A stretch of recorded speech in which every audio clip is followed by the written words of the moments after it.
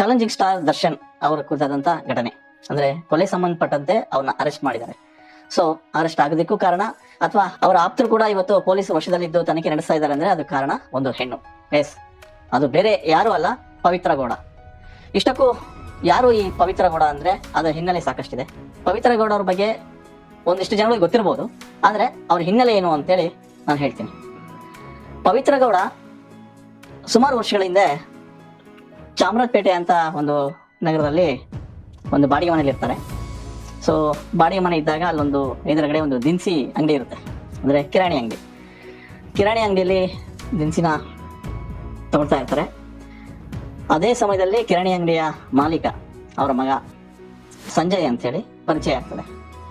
So ಆ ಸಂಜಯ್ ಸಿಂಗು ಇವರ ನಡುವೆ ಸ್ನೇಹ, ಆ ಸ್ನೇಹ ಹೋಗಿ ಪ್ರೀತಿ ಆಗುತ್ತೆ, ಪ್ರೀತಿ ಹೋಗಿ ಮದುವೆ ಕೂಡ ಆಗುತ್ತೆ.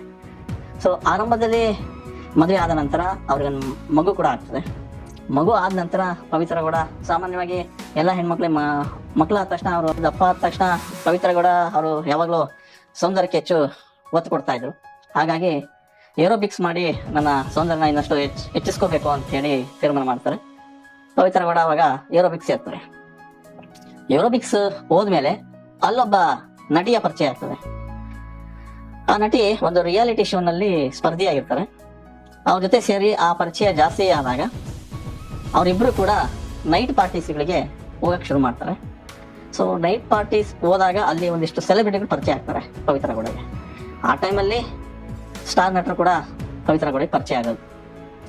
ಅಲ್ಲಿಂದ ಬಾಂಡಿಂಗ್ ಜಾಸ್ತಿ ಆಗ್ತದೆ. ಸೊ ಬರ್ತಾ ಬರ್ತಾ ಪವಿತ್ರ ಗೌಡ ಅವರ ವರ್ತನೆ ಕೂಡ ಬೇರೆ ರೀತಿ ಆಗ್ತದೆ. ಸೊ ಇದ್ರ ನಡುವೆನೆ ಸಿನಿಮಾ ಹುಚ್ಚು ಜಾಸ್ತಿ ಆಗ್ತದೆ. ನಾನು ಸಿನಿಮಾ ಬರಬೇಕು ಅಂತ ಅವಾಗ ಒಂದಿಷ್ಟು ಸಿನಿಮಾಗಳಿಗೆ ಆಡಿಷನ್ ಆಗ್ತದೆ. ಛತ್ರಿಗಳು ಅನ್ನೋ ಸಿನಿಮಾ ಮೂಲಕ ಕನ್ನಡ ಇಂಡಸ್ಟ್ರಿಗೆ ಎಂಟ್ರಿ ಆಗ್ತಾರೆ. ಅದಾದ್ಮೇಲೆ ಒಂದಿಷ್ಟು ಬೆರಳಿಕೆಯ ಸಿನಿಮಾಗಳಲ್ಲಿ ಅವರು ಕಾಣಿಸ್ಕೊಳ್ತಾ ಹೋಗ್ತಾರೆ. ಯಾವ ಸಿನಿಮಾನ ಕೂಡ ಅಂತ ಹೇಳ್ಕೊಳ್ಳೋ ಮಟ್ಟಕ್ಕೆ ಹಿಟ್ ಆಗಲ್ಲ.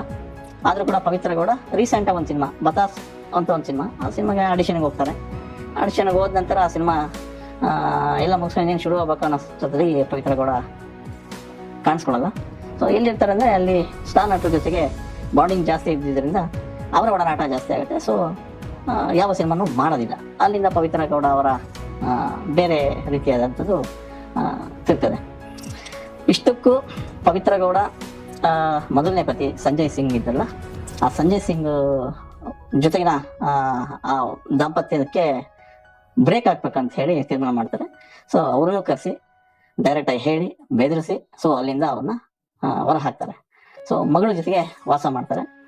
ಇದ್ರ ನಡುವೆ ಈ ವಿಚಾರ ದರ್ಶನ್ ಅವರ ಪತ್ನಿಗೆ ಗೊತ್ತಾದಾಗ ಒಂದಿಷ್ಟೊಂದು ಇತ್ತೀಚೆಗೆ ಪವಿತ್ರ ಗೌಡ ತಮ್ಮ ಇನ್ಸ್ಟಾಗ್ರಾಮದಲ್ಲಿ, ತಮ್ಮ ಸೋಷಿಯಲ್ ಮೀಡಿಯಾದಲ್ಲೆಲ್ಲ ಫೋಟೋಸ್ಗಳು ಹಾಕೊಂಡಿರ್ತಾರೆ ಸ್ಟಾರ್ ನಟನ ಜೊತೆಗಿರೋದು. ಅವಾಗ ವಿಜಯಲಕ್ಷ್ಮಿ ಅವರು ಕೂಡ ಇದಕ್ಕೆ ಚಕ್ರ ಎತ್ತಿ ಒಂದು ಪೋಸ್ಟ್ ಹಾಕ್ತಾರೆ, ವಿವಾದಗಳೆಲ್ಲ ಆಗ್ತದೆ. ಅದಕ್ಕೂ ಹಿಂದೆ ಕನ್ನಡ ಚಿತ್ರರಂಗದಲ್ಲಿ ಈ ಥರದ ಬೆಳವಣಿಗೆ ಆದಾಗ ಒಂದಿಷ್ಟು ಮನೆಯಲ್ಲಿ ಒಡಕು ಮೂಡ್ತದೆ. ಹಿರಿಯ ನಟರೊಬ್ರು ಕರೆದು ಬಿಟ್ಟು ದರ್ಶನಿಗೆ ಬದಿಯು ಅಂತ ಹೇಳ್ತಾರೆ. ಸೊ ಅವಾಗ ಇಬ್ಬರನ್ನು ಸರಿಸಮವಾಗಿ ನೋಡ್ತಾರೆ. ಅಲ್ಲಿಂದ ಏನಾಯ್ತು ಅಂತ ಎಲ್ರಿಗೂ ಗೊತ್ತೇ ಇದೆ. ಸೊ ಇತ್ತೀಚೆಗೆ ಈ ವಿಚಾರ ತುಂಬಾ ದೊಡ್ಡ ಮಟ್ಟಕ್ಕೆ ಹೋಗುತ್ತೆ.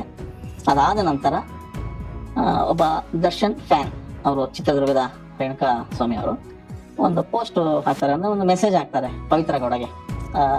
ತನ್ನ ಬಾಸ್ ಸಂಸಾರಕ್ಕೆ ಯಾಕೆ ಎಂಟ್ರಿ ಕೊಟ್ಟೆ, ಈ ರೀತಿಯಾದದ್ದು, ಅಂದ್ರೆ ಯಾಕೆ ಎಂಟ್ರಿ ಕೊಟ್ಟು ಅವ್ರನ್ನ ಹಾಳು ಮಾಡ್ತೀಯಾ ಅನ್ನೋ ಥರದ್ದು ಏನೋ ಕೆಟ್ಟದಾಗ ಮೆಸೇಜ್ ಮಾಡ್ತಾರೆ. ಸೊ ಇದು ಪವಿತ್ರ ಗೌಡಗೂ ಸಹಿಸಕ್ಕಾಗಲ್ಲ. ಸೊ ಆ ವಿಷಯ ದರ್ಶನ್ ಅವ್ರಿಗೆ ಹೋಗುತ್ತೆ.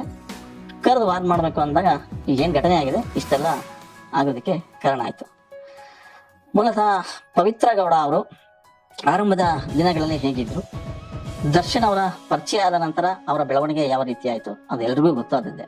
ಆದರೆ ಈ ಕುರಿತಂತೆ ಹಿಂದೆ ಏನು ಪವಿತ್ರ ಗೌಡ ಇದ್ದಲ್ಲ, ಆ ಪವಿತ್ರ ಗೌಡ ಅವರ ಪತಿ ಸಂಜಯ್ ಸಾಕಷ್ಟು ವಿಚಾರಗಳನ್ನ ಹೇಳ್ಕೊಂಡಿದ್ರು ಕೂಡ ಈ ವಿಚಾರ ಪವಿತ್ರ ಗೌಡ ಬಗ್ಗೆ. ಪವಿತ್ರ ಗೌಡ ಅವರು ಯಾವಾಗ ಈ ಸೆಲೆಬ್ರಿಟೀಸ್ಗಳ ಪರಿಚಯ ಆಗ್ತಾ ಹೋಗ್ತು, ಅವರ ಸ್ವಭಾವನೆ ಬದಲಾಗ್ತಾ ಹೋಗ್ತು. ಸೊ ಹೀಗೆ ಒಂದು ಹೆಣ್ಣಿನಿಂದ ಏನ್ ಬೇಕಾದರೂ ಆಗ್ಬಹುದು ಅನ್ನೋದಕ್ಕೆ ಇದೊಂದು ನಿದರ್ಶನ. ಕನ್ನಡ ಚಿತ್ರರಂಗ ಹಾಗೆ ನೋಡಿದ್ರೆ ಮೊದಲಿಂದನೂ, ಅಂದ್ರೆ ವರ್ಷದ ಆರಂಭದಿಂದನೂ ತುಂಬಾ ಕೆಟ್ಟ ಸುದ್ದಿಗಳಿಗೆ ಕಾರಣ ಆಗ್ತದೆ. ಅದು ನೋಡಿ, ಈಗ 6-7 ತಿಂಗಳಾಯ್ತು, 120ರಿಂದ 130 ಸಿನಿಮಾಗಳು ರಿಲೀಸ್ ಆಗಿದೆ. ಹೇಳ್ಕೊಳ್ಳೋಕ್ಕೆ ಒಂದು ಸಕ್ಸಸ್ ಸಿನಿಮಾ ಕೂಡ ನಮ್ಮ ಕಣ್ಣೆದುರಿಗೆ ಇಲ್ಲ. ಕನ್ನಡ ಚಿತ್ರರಂಗದ ಪರಿಸ್ಥಿತಿ ಹೀಗಿರುವಾಗ ಒಂದ್ರ ಮೇಲೆ ಒಂದು ಒಂದೊಂದು ಸಮಸ್ಯೆಗಳಾಗ್ತಾ ಇದೆ. ಇತ್ತೀಚೆಗೆ ನಿರ್ಮಾಪಕರ ಸಂಘ ಗೋವಾಕ್ಕೆ ಹೋಗಿ ಅಲ್ಲೊಂದಿಷ್ಟು ಹೊಡೆದಾಡ್ಕೊಂಡ್ ಬಂದ್ರು. ಆ ಗಲಾಟೆ ಆಯ್ತು. ಆ ಗಲಾಟೆ ಆಗಿ ಇನ್ನೇನು ಪ್ಯಾಚ್ ಅಪ್ ಆಗೋ ಅಷ್ಟೊಂದರಲ್ಲಿ ಮೊನ್ನೆ ಅಷ್ಟೇ ಚಂದನ್ ಶೆಟ್ಟಿ ಮತ್ತು ನಿವೇದಿತಾ ಗೌಡ ಅವರ ಡಿವೋರ್ಸ್ ಕೇಸ್ ಪ್ರಕರಣ ಬಯಲಿಗೆ ಬಂತು.